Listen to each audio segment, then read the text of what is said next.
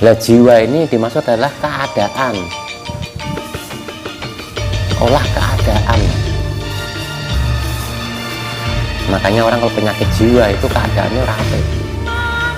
Sakit jiwa itu sakit keadaan.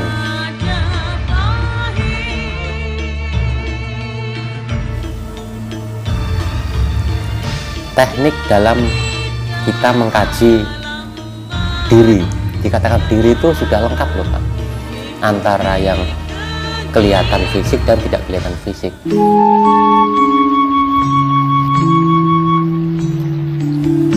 Nah, yang seperti yang saya sampaikan awal, yaitu harus mengetahui tentang anatomi tubuh fisik dan anatomi tubuh non fisik.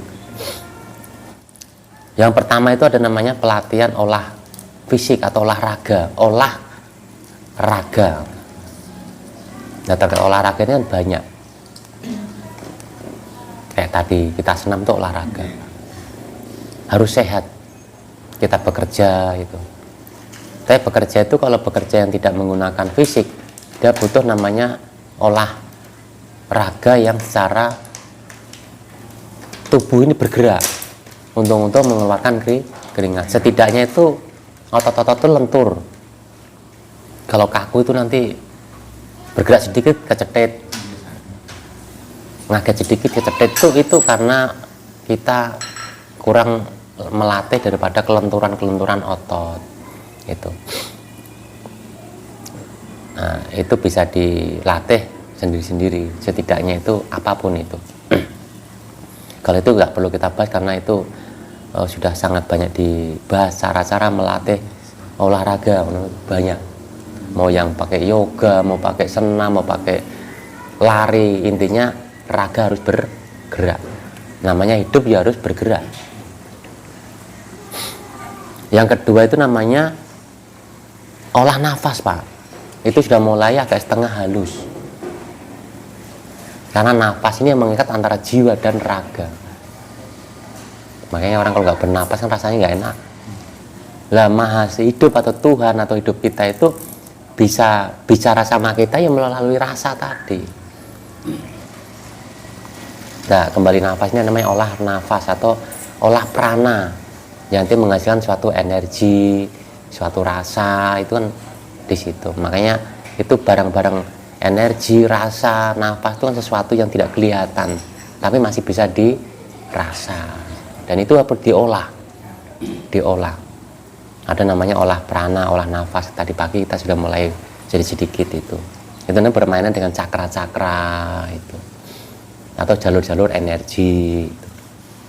Lah nanti itu dua hal antara raga dan nafas itu Pak kita gunakan dalam kita pengkajian olah jiwa. Olah jiwa Pak. Untuk mengolah jiwa itu diperlukan nafas yang halus. Kan nggak bisa toh Mas? Nggak bisa, harus nafasnya halus. Nafasnya halus. Dan itu dibutuhkan namanya raga yang sehat. Lah jiwa ini dimaksud adalah keadaan, olah keadaan Mas. Makanya orang kalau penyakit jiwa itu keadaannya rapi. Sakit jiwa itu sakit keadaan.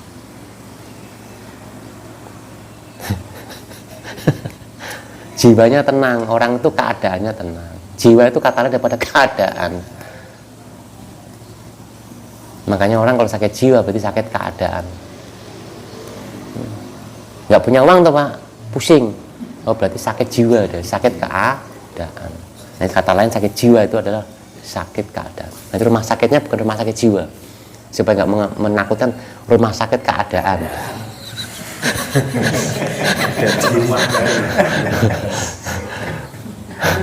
Lah keadaan ini banyak Pak. Tapi kalau keadaan harus dibagi hanya menjadi dua, keadaan enak dan keadaan tidak enak. Ya keadaan tidak enak itu banyak. Stres, kesurupan, ranti duit, ranti beras, ranti konco. Wah, sesuatu yang tidak enak itu keadaan yang orang bilang penyakit jiwa. Jadi penyakit jiwa itu sub-subnya banyak Mas. Enggak hanya orang gila itu enggak. Orang yang stres terkait nggak punya uang itu sakit jiwa.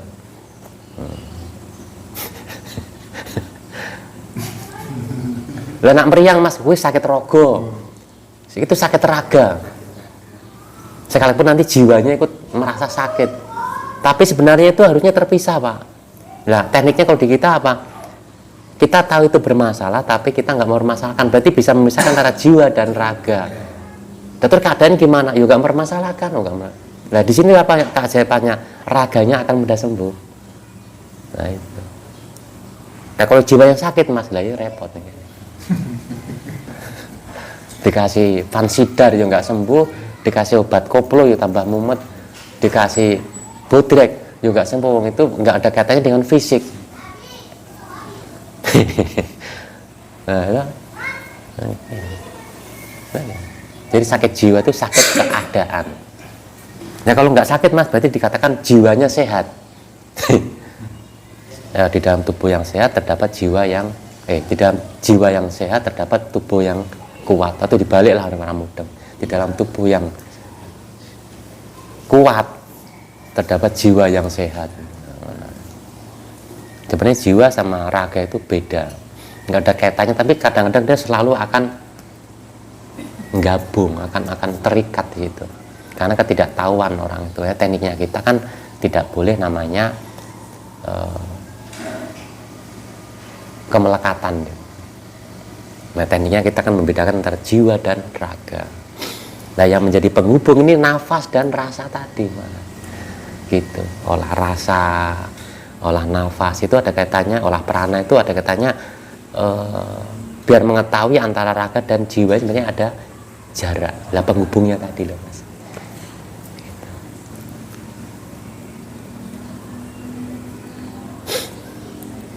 Jadi penyakit jiwa itu di situ nih pak. Lah tadi malam itu, selama 1 malam itu kita perangan mantekong atau gembleng tadi malam ya mas. Itu sebenarnya kita sedang mengolah jiwa, tidak mengolah raga. Ujung-ujungnya paling kalau nggak mengolah ujung-ujungnya itu mentoknya ke arah kasar itu nafas. Sampai jiwa raga nggak ada diolah, apa diolah meneng, jubrek meneng itulah, nggak keluar keringat atau pak itu. Makanya itu tidak termasuk diolah hanya olah nafas dan atau olah rasa dan olah jiwanya di situ aja semalam itu. Nah, kalau dari malam itu tidak maksimal sayang. Ini kan olahraga dan olah jiwa dan olah prana di situ tadi malam. Jadi dari tadi malam sampai hari ini tuh kita harus itu ada laku, ada kaitannya semua, ada pos-posnya. Kita belajar namanya penggabungan antara raga, nafas dan jiwa. Tekniknya apa? Menikmati kelakuan tadi. Yang keadaan tadi malam itu kan jiwa dibawa dalam kehidupan seharian. Nah, prakteknya tadi setelah lepas dari senam-senam tadi seperti ini nih, ini harus connect antara raga, jiwa dan nafas harus selaras. Nah, mulai penyakit jiwa lagi semedi mana? Jiwa itu udah nggak tenang itu loh mas. Ingat apapun lah itu udah jiwanya goyang. Jadi udah penyakit jiwa. Jadi harus dilarikan kepada semedi lagi. Kalau nggak bisa. Bisa kalau dia bisa sadar dan bisa memproses latihan dalam berkehidupan satu hari ini dengan time tertentu, dia jiwanya bisa tenang, bisa dengan palunggu pambuko ataupun dengan apa silakan. Tapi kalau sudah terlalu luputnya panjang harus semedi. Kalau hanya ringan tutup pakai palunggu pambuko bisa mas. Itu. Atau dengan kita menikmati sesuatu bisa jiwanya tenang. Kalau nggak bisa ya harus patrap semedi.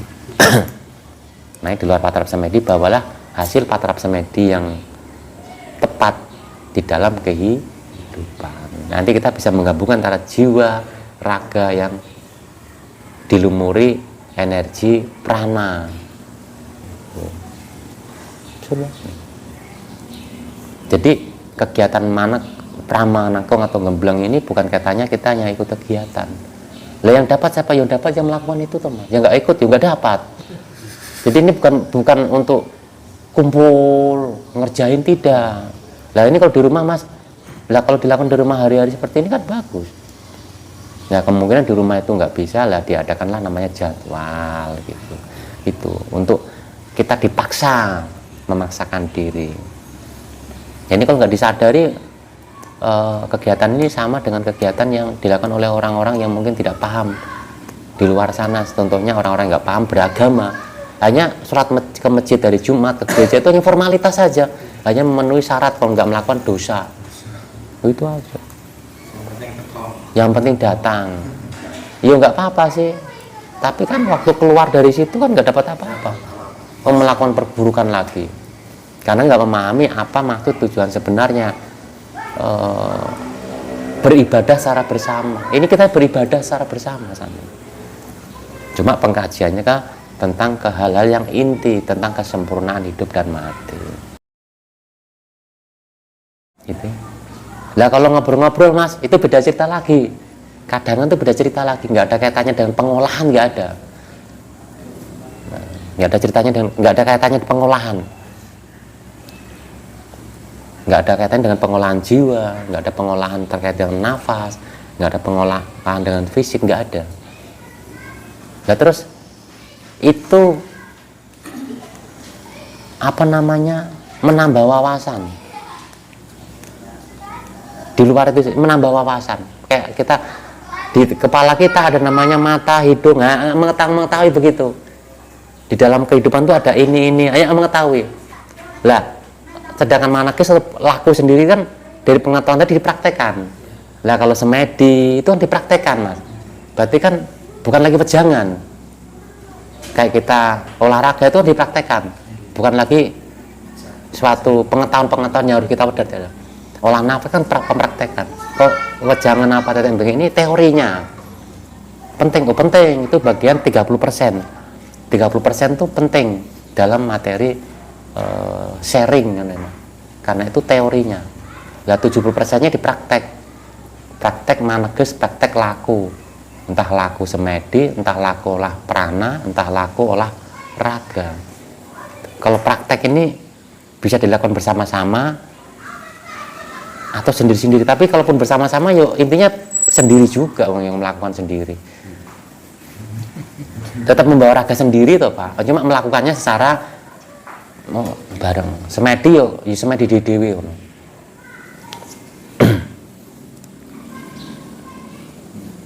gitu. Lah kalau pemahaman pengertian ini bisa diambil dari manapun, di media, di buku, tapi kalau namanya praktek olah jiwa melalui sarana semedi, hening cipta atau meditasi, praktek pernapasan, praktek olah prana, praktek olahraga, itu nggak bisa diambil, harus dilakukan. Yang ngambilnya gimana? Oh, saya nonton susah goyang sendiri kan enggak? saya nonton langsung goyang gitu, langsung keringetan enggak?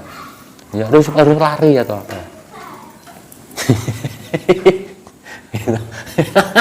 Jadi ini kalau cerita ini teori penting, berarti teori ini terus biaya. Cuma sepentingnya itu matanya 30%. Kuatnya itu di prakteknya 70%. Masa hebatnya orang tuh berteori kalau nggak praktek juga menang pinter. Engko ente keminter. Wis keminter ngakali liyane, menipu dengan kepandaiannya.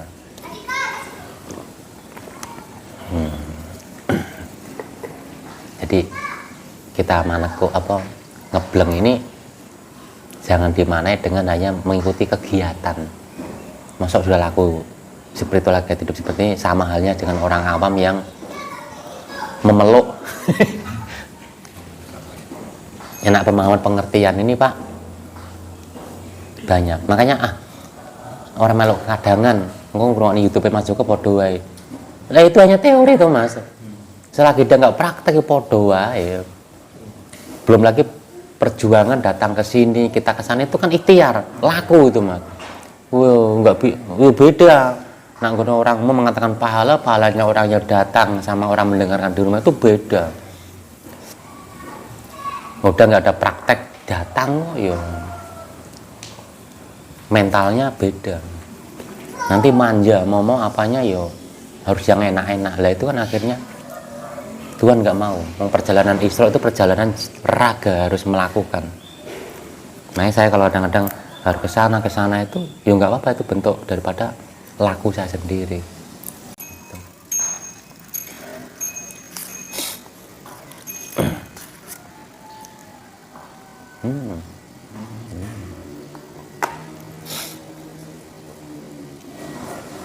Nah, kembali ke olah jiwa ini perlu kita agak sedikit masukkan ke dalam. Olah jiwa ini dibagi menjadi 3, Pak. Kita deal dulu ya, Pak. Jiwa ini adalah keadaan, olah keadaan. Olah jiwa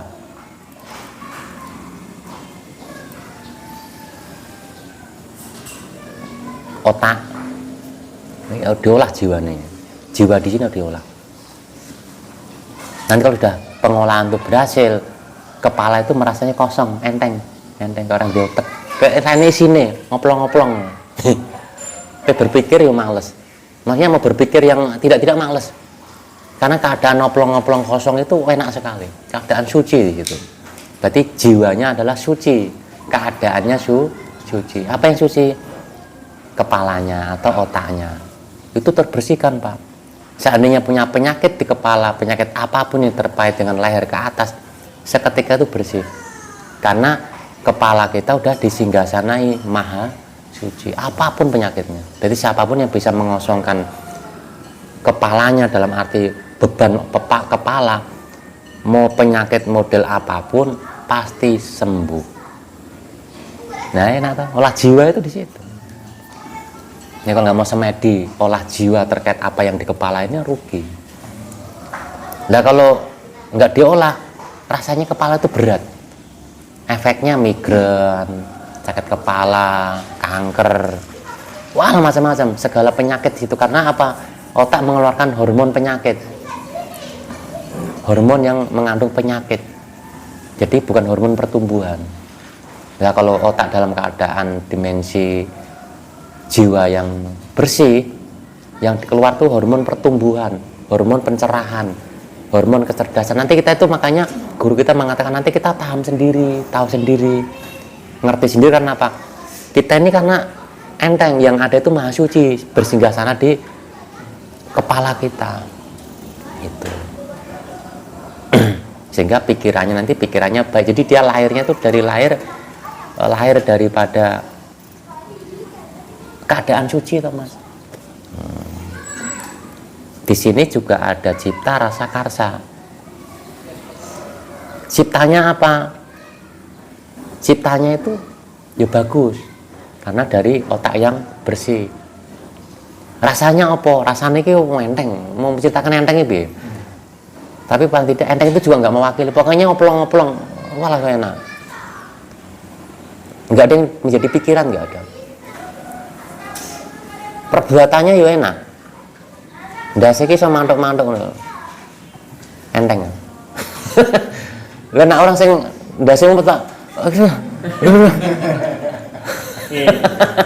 Tadi itu ada namanya kopstan, ben otake enteng. Sikap tobat. Ya tak walik sikap tobat gitu. Ya otake ben bare enteng-enteng. Lah olahraga, olah nafas terkait otak kan yang nanti dikombinasikan saja terkait dengan kepala lah. Ya, tapi jangan dibentur-benturkan, bukan begitu. Lah, olah jiwa yang kedua adalah olah jiwa terkait apa yang ada di area dada. Di sini ada cakra, namanya cakra jantung. Kelenjarnya namanya kelenjar pinus. Itu akan melahirkan suatu cinta kasih, Mas. Lah, makanya dada ini kalau dia bersih, rasanya plong, bukan enteng tapi plong, beda. Olah jiwa ini beda, jiwanya plong itu ora tentram, jadi nggak ada kegelisahan. Nah, di situ namanya Sang Hyang Ismoyo manjing, itu wilayah kerajaannya Sang Hyang Ismoyo, para leluhurnya orang Jawa. Wah, neng kono wilayah kerajaannya niku nggak ada yang bisa menguasai. Dia nggak punya kerajaan, nggak punya prajurit tapi dalam keadaan itu Sang Hyang Ismaya manjing. Sapa sing penanding iki? Wong Sang Hyang Ismaya itu ora anti panas, anti dingin, anti jatuh cinta, anti loro, anti kesel, anti capek. Berkelahi sama Sang Hyang Ismaya itu ya udah gak punya capek. Gelutan atau kesel mas, dibanteng ora loro. Nah teman-teman juga pernah merasakan itu. Kalau teman-teman di sini keadaannya plong, tentrem, dibanteng dengan nggak punya uang, santai. Itu dikatakan Sang Hyang Ismaya manjing. Jadi Ismaya itu ada manjing di telengnya hatinya panjenengan dan kita semua. Itu yang dikatakan hakikatnya Sang Hyang Semar di situ. Lagi perwujudannya piye nek diwujudnya ora iso. Itulah perwujudan Tuhan. Ini Sang Hyang Semar itu kalau diwujudkan adalah penampakan Tuhan di situ. Wujud Tuhan yang makanya Tuhan kalau diwujudkan modelnya karuan. Dibilang wedok ya ora, lanang ora. Di bokong, di weteng, di perut, di pantat nggak kelihatan, nggak nyambung. Makanya Tuhan itu kalau diwujudkan gambar, ya rasa-rasakan lah jelas itu enggak. Ya nggak bisa digambar. Nah sini juga ada cipta rasa karso pak. Ciptanya ada, rasanya kan ada. Perbuatannya mesti budi, pekerti. Nah mesti ini. Nah nanti di sini ada namanya olah jiwa Baitul Maqdis di bawah sini atau Baitul Muqaddas. Saudara tadi kan sama dengan Sang Hyang Bayu. Sang Hyang Bayu di sini.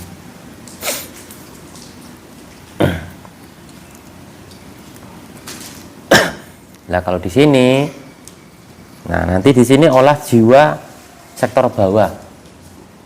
Di sini ada cakra-cakra yang terkait dengan cakra pusat, cakra kelamin, cakra dasar. Ini ada namanya kekuatan. Cakra perut melambangkan kekuatan.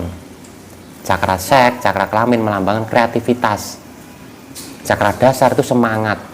Nah kalau kita bisa membersihkan tiga singgasana kita yang di bawah ini, singgasana Tuhan, tiga kualitas kekuatan, kreativitas dan semangat itu kan kita dapatkan mas.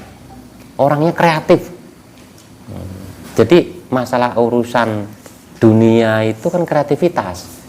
Ada inovasi-inovasi gitu. Nggak ada males. Makanya orang-orang males itu pasti ada bermasalah dengan cakra dasarnya. Itu harus dilatih namanya olah cakra.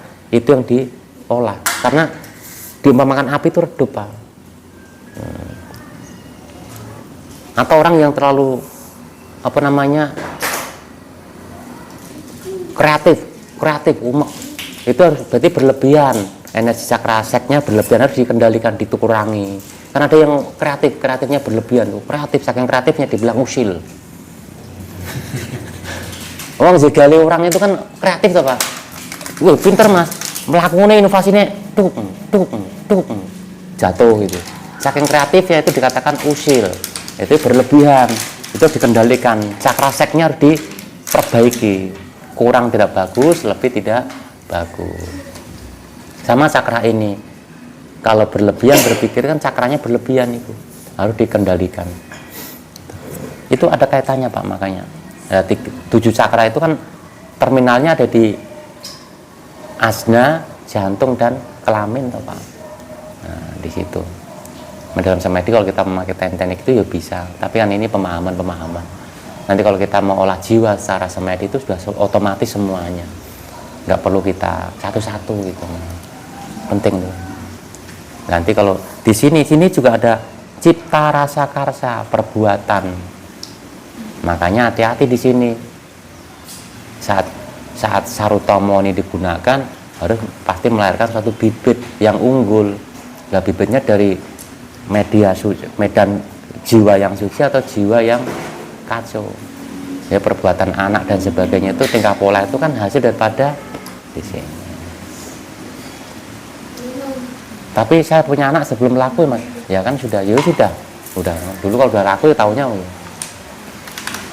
Nah saat ini dengan keadaan kita nanti anak-anak yang belum, mungkin dulu kita waktu membuat anak itu dengan pola tingkah yang nggak bagus, pelan-pelan kan nanti dia akan baik. Itu. Jadi itu ya Pak, intinya olah jiwa itu ada 3. Jiwa bagian kepala, jiwa bagian dada, dan jiwa bagian perut ke bawah. Nah ini kalau kita bisa mengolah jiwa itu, pasti keadaan kepala, tata cara ngomong itu wibawanya ada, pola pikirnya bagus, dan mendapat kanugrahan cahya saking Sang Hyang Jagat Agung Gumelar niki. Jadi manjing mlebune saking mriki, makanya umbun-umbun putih warnanya. Nah, 3 hal ini kan mendapatkan suatu pemahaman-pemahaman, pengertian-pengertian, dan ketajaman intuisi. Nanti masuk di dada, di sini akan mendapatkan suatu ketentraman terkait cakra jantung, menjadi jiwa yang welas kasih karena